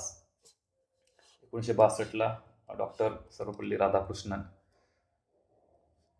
त्याच्यानंतर हरी राम. 67ला झाकीर हुसेन सुब्बाराव. 69ला VV गिरी, N संजीव रेड्डी. 74ला फखरुद्दीन अली अहमद, मुख्य प्रतिस्पर्धीमध्ये त्रिवेदी चौधरी. 77ला N संजीव रेड्डी आणि इकडं बिनविरोध. हे खूप महत्त्वाचं आहे. पुढं जर गेलो तर निवडणूक वर्ष 1982, विजयी उमेदवार ज्ञानी झैल सिंग. त्याच्यानंतर मुख्य प्रतिस्पर्धी उमेदवार HR खन्ना. 87ला R व्यंकटरमण, V कृष्ण अय्यर. 92ला शंकर दयाळ शर्मा, जॉर्ज स्वेल. 97ला KR नारायण, प्रमुख प्रतिस्पर्धी TN शेषन. 2002ला APJ अब्दुल कलाम, लक्ष्मी सहगल. 7ला प्रतिभाताई पाटील, BS शेखावत. 12ला प्रणव मुखर्जी, PN संगमा. 17ला रामनाथ कोविंद, मीरा कुमार. 22ला द्रौपदी मुर्मू, यशवंत सिन्हा. आता ह्याच्यामध्ये सगळाच टेबल लक्षात ठेवणं अपेक्षित नाही. तर इथं जे काही महत्त्वाच्या व्यक्ती असतील त्या जर आपण थोड्याशा पॉईंट आऊट केल्या तर सर्वप्रथम राजेंद्र प्रसाद आणि त्यांचे पहिलेच प्रतिस्पर्धी KT शहा. त्याच्यानंतरनं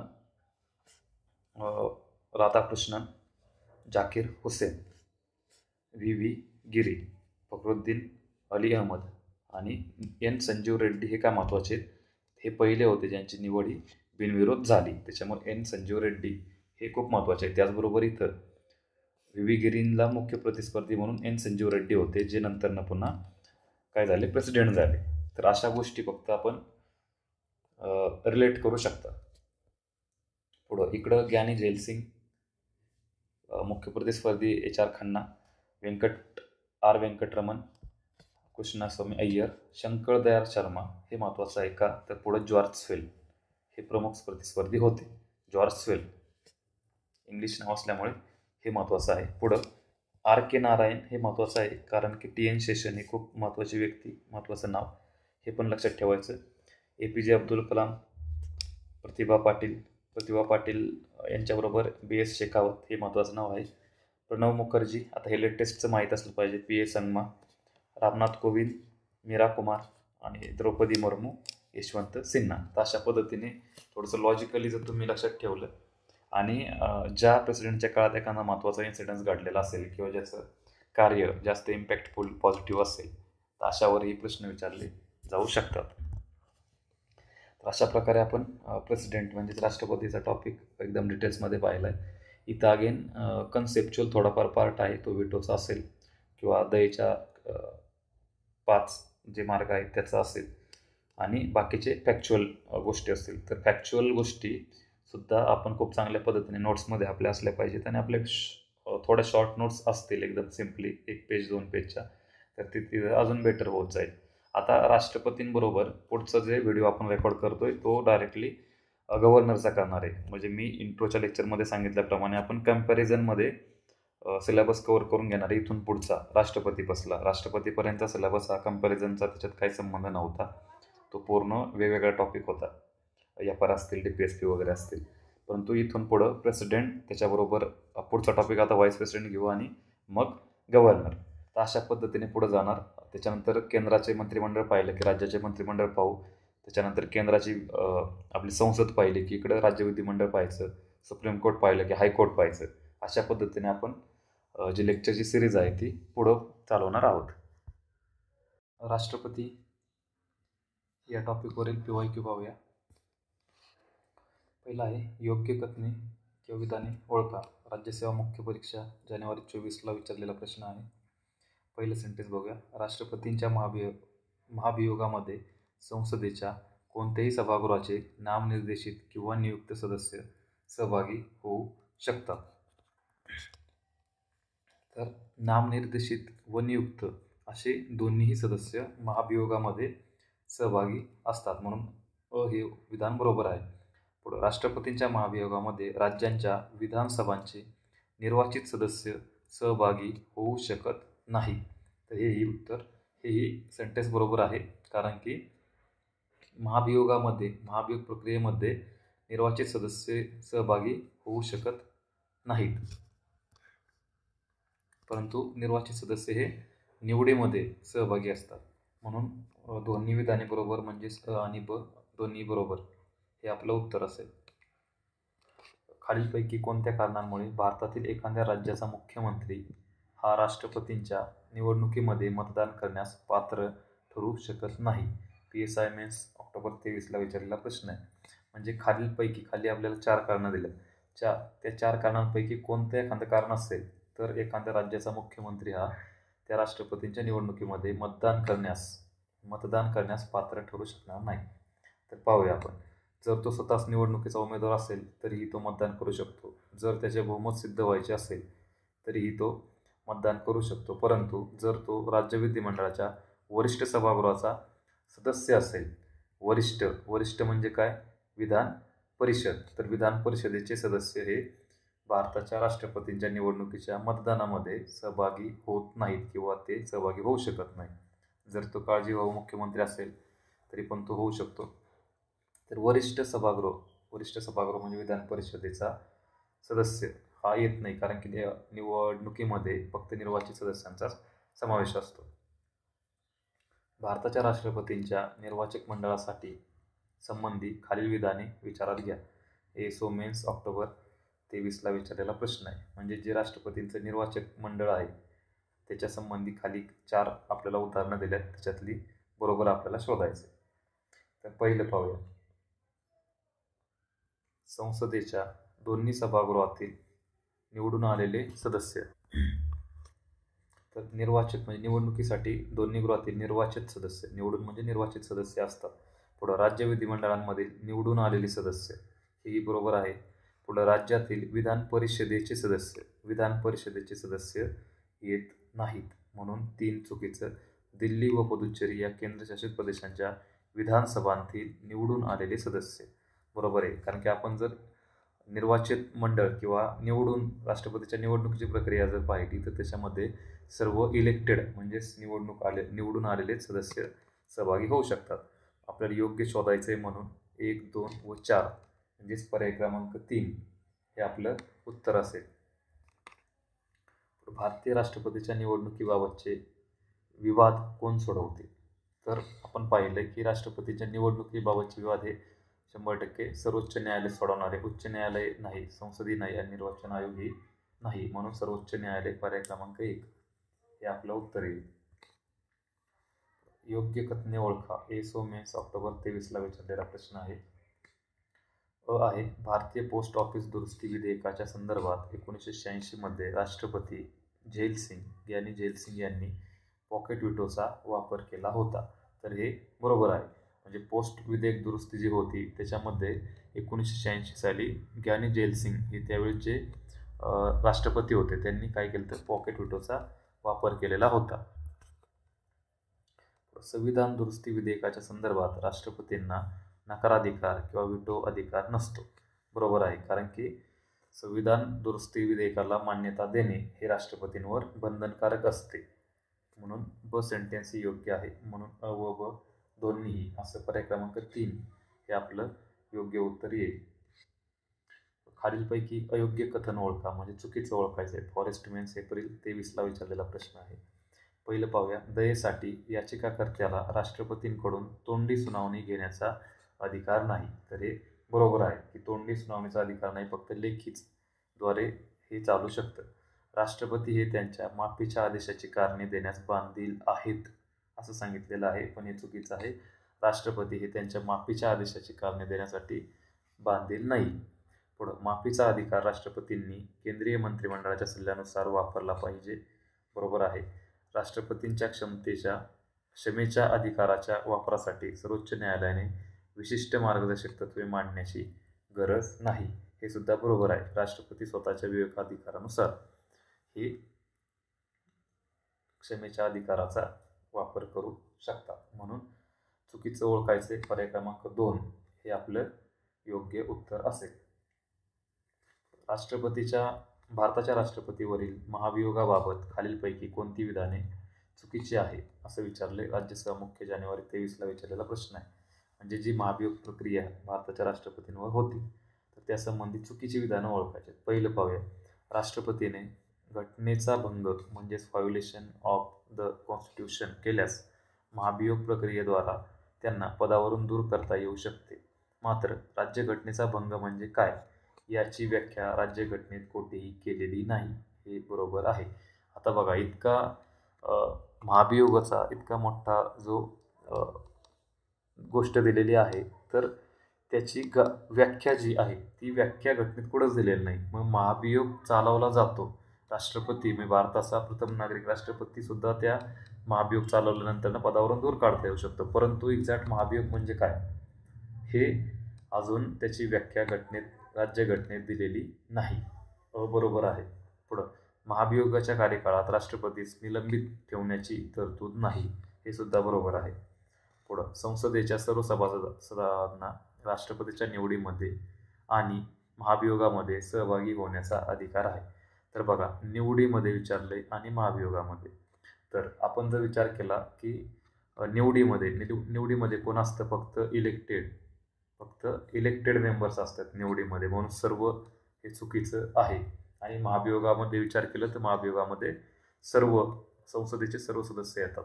नामनिर्देशित इलेक्टेड प्लस नॉमिनेटेड असे दोन्ही सदस्य येतात, म्हणून 3 चुकीचं आहे. मग आपल्याला चुकीचं विचारले म्हणून पर्याय क्रमांक 3 हे आपलं योग्य उत्तर असणार आहे. भारताच्या राष्ट्रपती पदासाठी खालीलपैकी कोणती पात्रता ही आवश्यक नाही विचारले. फॉरेस्ट मेन्स ऑक्टोबर 23 विचारलेला प्रश्न आहे. तो भारतीय नागरिक असावा ही पात्रता आहे. पुढं त्याचे वय 35 वर्ष पूर्ण असावे हे सुद्धा बरोबर आहे. तो लोकसभेचा सभासद म्हणून निवडून येण्यास पात्र असावा हे सुद्धा बरोबर आहे. आणि तो संसदेच्या एका सभागृहाचा सभासद असावा. सभासद असावा हे चुकीचं आहे. तो लोकसभेचा सभासद म्हणून निवडून येण्यास पात्र असावा असं विचारलं. तो सदस्य असावा असं नाही, तर तो पात्र असावा. म्हणून पर्याय क्रमांक 4 हे आपलं उत्तर येईल की तो संसदेच्या एका सभागृहाचा सभासद असावा हे चुकीचं आहे. राष्ट्रपतीबद्दल खालीलपैकी कोणती विधाने चुकीची आहेत? फॉरेस्ट मेन्स ऑक्टोबर 22ला विचारलेला प्रश्न आहे. तर चुकीचं शोधायचं आहे आपल्याला. लोकसभेचे निवडून आलेले व नामनिर्देशित सदस्य राष्ट्रपतींच्या निवडणुकीत भाग घेतात. तर निवडणुकीत म्हणजे इलेक्टेडमध्ये निवडणूक ज्यावेळेस राष्ट्रपतींची होते त्याच्यामध्ये आपल्याला माहिती आहे की नामनिर्देशित सदस्य हे भाग घेत नाहीत, फक्त निवडून आलेले सदस्य भाग घेतात. म्हणून पहिलेच उदाहरण चुकीचं आहे. पुढं भारतीय संविधानाच्या अनुच्छेद 56 मध्ये राष्ट्रपतींचा कार्यकाळ नमूद केलेला आहे. तर हे सुद्धा बरोबर आहे. अनुच्छेद 56 मध्ये राष्ट्रपतींच्या कार्यकाळाबद्दल माहिती दिलेली आहे. पुढं राष्ट्रपतींवर संविधानाचा भंग केल्याबद्दल महाभियोग चालवला जाऊ शकतो. कशासाठी? संविधानाचा भंग हेच कारण आहे राष्ट्रपतींवर महाभियोग चालवण्यासाठी. म्हणून हे बरोबर आहे. जनतेच्या प्रतिनिधीकडून राष्ट्रपती निवडले जातात हे सुद्धा बरोबर आहे. म्हणजे जनतेचे प्रतिनिधी इलेक्टेड आहेत, म्हणूनच इलेक्टेड सदस्य सर्व राष्ट्रपतीच्या निवडणुकीत असतात. म्हणून पर्याय क्रमांक 1 हे आपलं योग्य उत्तर असेल. पुढं टिंबटिंब मिळून बनलेल्या निर्वाचित मंडळाकडून भारताचा राष्ट्रपती निवडला जातो. हे मेन्स ऑक्टोबर 22ला विचारलेला प्रश्न आहे. म्हणजे थोड्यात काय की निर्वाचित मंडळामध्ये कोणाकोणाचा समावेश असतो. तर पाहूया. संसद व राज्य विधिमंडळाचे सर्व सदस्य. तर लक्षात घ्या, सर्व सदस्य येत नाही, इथं फक्त इलेक्टेड मेंबर्स हे येतात, फक्त इलेक्टेड मेंबर्स, म्हणून अचुकीचं आहे. संसदेच्या दोन्ही सभागृहाचे निर्वाचित सदस्य बरोबर आहे. निर्वाचित म्हणजे निवडून आलेले. राज्य विधानसभेचे निर्वाचित सदस्य हे पण बरोबर आहे. फक्त संसदेचे सदस्य येतात का? तर नाही, राज्याचे पण येतात. म्हणून योग्य शोधायचं आहे आपल्याला. ब आणि क हे आपलं उत्तर पाहिजे. म्हणून पर्याय क्रमांक 2 केवळ ब आणि क हे आपलं उत्तर असणार आहे. भारताचे राष्ट्रपती राज्यघटनेच्या कोणत्या अनुच्छेदातील तरतुदीनुसार सर्वोच्च न्यायालयाकडून सल्ला मागू शकतात? राज्यसेवा पूर्व ऑगस्ट 2022ला विचारलेला प्रश्न आहे. म्हणजेच राष्ट्रपती जे सर्वोच्च न्यायालयाकडून सल्ला मागतात तो कोणत्या कलमांतर्गत मागतात असं विचारलेलं आहे. तर आपल्याला माहीत आहे की कलम 143 143 हे कलम राष्ट्रपती जे आहेत ते सर्वोच्च न्यायालयाकडून सल्ला मागतात. त्याचं कलम आहे 143. खालील विधाने विचारात घ्या. राज्यसेवा मुख्य परीक्षा मे 2022ला विचारलेला प्रश्न आहे. पाहूया. भारताच्या राष्ट्रपतीस महाभियोग प्रक्रियेद्वारे पदावरून दूर केले जाऊ शकते. महाभियोग प्रक्रियेसाठी अनुच्छेद 61 मध्ये फक्त गैरवर्तणूक व अकार्यक्षमता ही 2च कारणे नमूद केलेली आहेत. तर लक्षात घ्या, अनुच्छेद 61 हे महाभियोग प्रक्रियेबद्दल, राष्ट्रपतींच्या महाभियोग प्रक्रियेबद्दल माहिती सांगतं. परंतु ज्या कारणांमुळे राष्ट्रपतींवर महाभियोग प्रक्रिया होऊ शकते ती कारणं म्हणजे राज्यघटनेचा भंग. कोणती? राज्यघटनेचा उल्लंघन म्हणता येईल आपल्याला.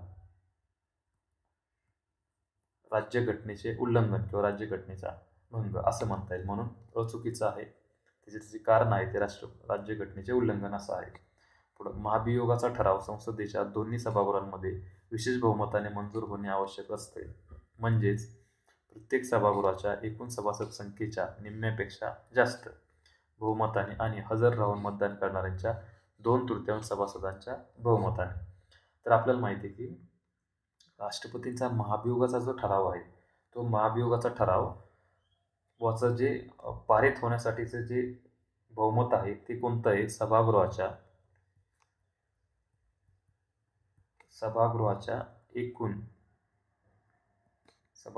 एकूण सदस्यांच्या 2/3 बहुमताने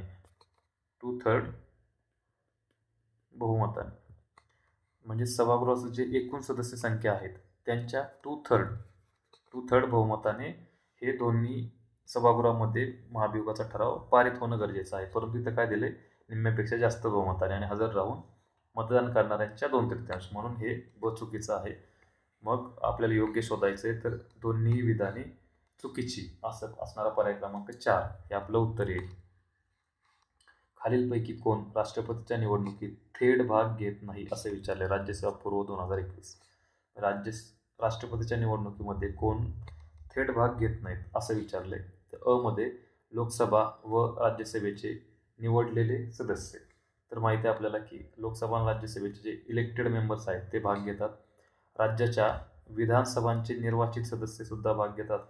दिल्ली आणि पुदुच्चेरी या केंद्रशासित प्रदेशांच्या विधानसभांचे निर्वाचित सदस्य म्हणजे सर्व निर्वाचित सदस्य हे भाग घेत असतात. राज्य विधान परिषदांचे निवडलेले व नामनिर्देशित सदस्य विधान परिषदांचे सदस्य हे भाग घेत नाहीत, म्हणून ड चुकीचा जाईल. आपल्याला चुकीचे विचारले, थेट भाग घेत नाहीत असे कोण, तर फक्त ड हे आपलं उत्तर असेल, पर्याय क्रमांक 3. राष्ट्रपतीच्या निवडणूक प्रक्रियेची ठळक वैशिष्ट्ये कोणती असं विचारलेलं आहे वन सेवा मुख्य 2019ला. तर निवडणुकीची ठळक वैशिष्ट्ये पहिली कोणती आहे? प्रत्यक्ष निवडणूक राष्ट्रपतींची होती का? तर नाही होत. एकल संक्रमणीय मतपद्धती बरोबर आहे. आवश्यक मतांचा कोटा पूर्ण होणे हे सुद्धा बरोबर आहे. अप्रमाणशील प्रतिनिधित्वाचे तत्व हे चुकीचं आहे. एकल संक्रमणीय मतपद्धत व आवश्यक मतांचा कोटा म्हणजेच ब आणि क. तर वैशिष्ट्य विचारले आपल्याला, पर्याय क्रमांक 2 हे आपलं उत्तर येईल की ब आणि क. पुढं खालीलपैकी कोणती विधाने चुकीची आहेत? एसो मुख्य 2019ला विचारलेला प्रश्न आहे, चुकीचं विचारलेलं आहे. तर पाहूया. अध्यादेशाने संसदेच्या कायद्यापेक्षा अधिक प्रमाणात मूलभूत हक्कांचे उल्लंघन केले जाऊ शकत नाही. सेंटेन्स बरोबर आहे, कारण की अध्यादेशाने संसदेचा कायदा जिथपर्यंत त्या कायद्याला महत्त्व असतं किंवा तो कायदा जिथपर्यंत मूलभूत हक्कांचे उल्लंघन किंवा दुरुस्ती करता येईल त्याच पद्धतीने फक्त तेवढ्याच लिमिटेशन्सपर्यंत अध्यादेशही करू शकतो, म्हणून अबरोबर आहे. अध्यादेश पूर्वलक्षी प्रभावाचा किंवा संसदेचा कोणताही कायदा दुरुस्त करणारा किंवा रद्द करणारा असू शकतो, तर हे सेंटेन्स सुद्धा बरोबर आहे. पुढं अध्यादेशाचा अधिकार राष्ट्रपती मंत्रिमंडळाच्या सल्ल्याशिवाय वापरू शकतात, हे चुकीचं आहे. अध्यादेशाचा अधिकारी राष्ट्रपती मंत्रिमंडळाच्या सल्ल्यानुसारच फक्त वापरू शकतात, म्हणून चुकीचं विचारले, पर्याय क्रमांक 3 फक्त क हे चुकीचं उत्तर आहे. खालील योग्य जोड्या योग्यपणे जुळवा. एसो मुख्य 2019ला विचारलेला प्रश्न आहे. तर कलमे दिलेली आहेत, कलमे आणि त्या कलमांमधील तरतुदी. तर कलम 54 आहे राष्ट्रपतीच्या निवडीची, भारताच्या राष्ट्रपतीची निवडणूकसाठीचे निर्वाचित मंडळ म्हणजे थोडक्यात राष्ट्रपतीची निवडणूक ह्याच्यासाठीचे निर्वाचित मंडळ हे कलम 54 मध्ये आहे, म्हणून अला 2 असणारा फक्त एकच पर्याय आहे, पर्याय क्रमांक 2. पुढं 53ला जर आपण चेक केलं तर 53 आहे केंद्रीय कार्यकारी सत्ता राष्ट्रपतीकडे किंवा राष्ट्रपतीच्या ठिकाणी विहित असेल, तर 53ला म्हणजे ब ला पर्याय क्रमांक 1. पुढं 58 कलम आहे भारताच्या राष्ट्रपतीच्या निवडणुकीसंबंधीची पात्रता. 58 मध्ये दिलेले पात्रता म्हणून क ला 4 आणि 61ला दिलेला आहे भारताच्या राष्ट्रपतीवरील महाभियोग प्रक्रिया असणारा कलम आहे कलम 61 म्हणून ड ला 3 असणारा पर्याय आहे, म्हणून आपलं जे उत्तर येणार आहे ते पर्याय क्रमांक 2 येणार आहे. आता ह्याच्यामधलं तुम्हाला कलम 61 महाभियोगाची प्रक्रिया हे तरी शॉर्ट माहीत असणं अपेक्षित आहे, म्हणून ड ला जर तुम्ही 3 लावला तर ड ला 3 असणारा सुद्धा पर्याय क्रमांक 1च दिलेला आहे, म्हणून पर्याय क्रमांक 2 हे आपलं उत्तर लगेच सापडेल. पुढं योग्य कथने ओळखा. एसो मुख्य 19ला विचारलेला प्रश्न आहे. कोर्ट मार्शल बाबतचे सर्व अधिकार राष्ट्रपतीला आहेत, तर हे बरोबर आहे. कोर्ट मार्शलचे सर्व अधिकार राष्ट्रपतीला आहेत. पुढं कोर्ट मार्शल बाबतचे काही अधिकार राज्यपालाला आहेत, राज्यपालाला यासंबंधी कोणतेही अधिकार नाही. मृत्यूदंडाची शिक्षा राष्ट्रपती क्षमा करू शकतात, बरोबर आहे. मृत्यूदंडाची शिक्षा राज्यपाल सुद्धा क्षमा करू शकतात, हे चुकीचं आहे. मृत्यूदंडाची शिक्षा क्षमा करण्याचा अधिकार फक्त राष्ट्रपतींचा आहे, म्हणून योग्य ओळखायचं आपल्याला अ आणि क. फक्त अ आणि क पर्याय क्रमांक 3 हे आपलं योग्य उत्तर असणार आहे. योग्य जोड्या लावा. राष्ट्रपतीचे अधिकार. हे मुख्य 2019ला विचारलेला प्रश्न आहे.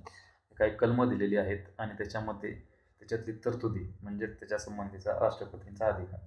तर आता आपण पाहिलं की भारताच्या संपूर्ण किंवा एखाद्या क्षेत्रात आणीबाणी लावणे, आणीबाणीच्या प्रकरणामध्ये आपण पाहिलं आहे की कलम 352 नुसार भारताच्या कोणत्याही भागात किंवा संपूर्ण भागात प्रदेशात आणीबाणी लावणे हे 352 हे राष्ट्रीय आणीबाणी संबंधी आहे.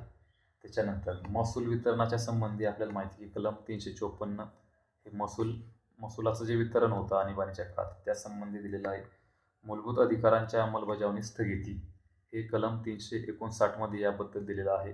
आणि वित्तीय आणीबाणीची घोषणा कलम 360 ड ला 1 म्हणून जर आपण योग्य पर्याय शोधले अ ला 3 त्याच्यानंतर ब ला 2 त्याच्यानंतर क ला 4 आणि ड ला 1 असा 18ला पर्याय क्रमांक 3 हे आपलं योग्य उत्तर येईल.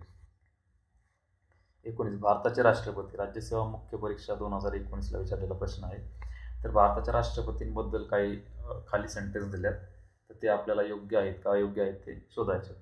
तर भारतीय सशस्त्र दलांचे ते प्रमुख आहेत, अगदी बरोबर. कार्यकारी मंडळाचे भाग आहेत, बरोबर आहे. कायदे मंडळाचेही भाग आहेत, योग्य आहे. आणि भारताचे पहिले नागरिक आहेत. म्हणजे चारही सेंटेन्स आपले बरोबर येतात, म्हणजेच वरीलपैकी सर्व विधाने ही बरोबर आहेत.